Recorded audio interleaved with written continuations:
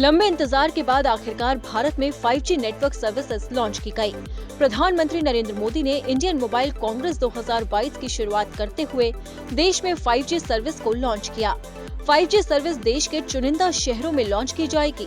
दिल्ली, मुंबई, कोलकाता और चेन्नई समेत कई शहरों में शुरुआती सर्विस मिलेगी, जिसका विस्तार अगले साल के अंत तक पैन इंडिया लेवल पर होगा। फिलहाल मेट्रो शहरों में 5G कनेक्टिविटी मिलेगी। 5G की लॉन्चिंग के साथ ही भारत भी उन देशों की लिस्ट में शामिल हो गया जहां लेटेस्ट जनरेशन की टेलीकॉम सर्विसेज मिलेंगी। अभी चीन, अमेरिका, दक्षिण Korea, Britain, Spain, Canada, Australia, Saudi अरब, इटली, फ्रांस, थाईलैंड और स्वीडन में 5G सर्विसेज है।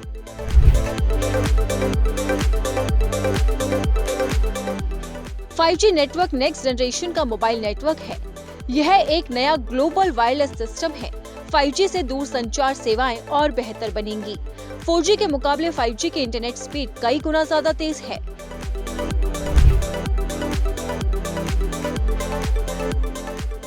फाइव जी सर्विस से ऑटोमेशन का नया दौर शुरू होगा।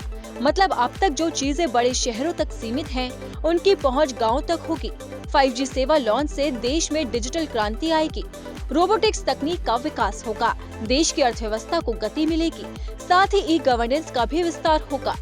कोरोना के बाद से जिस तरह इंटरनेट पर लोगों की निर्भरता बढ़ी है, उसे देखते हुए 5G हर शख्स के जीवन को बेहतर और सरल बनाने में मददगार साबित होगा। 5G टेक्नोलॉजी से artificial intelligence, health care, virtual reality, cloud gaming के नए रास्ते खुलेंगे। 5G नेटवर्क पर मशीनें आपस में बात करेंगी। वीडियो बिना किसी बफरिंग या बिना रुके स्ट्रीम कर सकेंगे। इंटरनेट कॉल में आवाज बिना रुके और साफ आएगी। वर्चुअल रियलिटी और फैक्ट्री में रोबोट यूज करना ज्यादा आसान होगा। खेतों की देखरेख में ड्रोन का इस्तेमाल भी आसान होगा।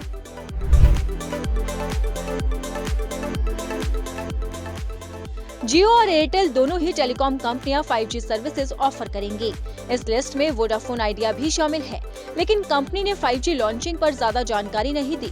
जियो की सर्विस शुरुआत में दिल्ली, मुंबई, कोलकाता और चेन्नई में मिलेगी। कंपनी अगले साल के अंत तक सर्विस का विस्तार अन्य राज्यों में करेगी। शुरुआत में टेलीकॉम सर्विसेज प्रोवाइडर्स का फोकस बड़े शहरों पर रहेगा। वहीं एयरटेल ने भी अपनी तैयारी पूरी कर ली है। हाल ही में कंपनी के सीईओ ने एक लेटर जारी कर जानकारी दी थी कि कंज्यूमर्स 5G सर्विस के लिए तैयार रहें। उन्हें मौजूदा सिम कार्ड पर ही 5G की सर्विस भी मिलेगी। हालांकि इसे यूज करने के लिए उनके पास 5G का फोन होना जरूरी है।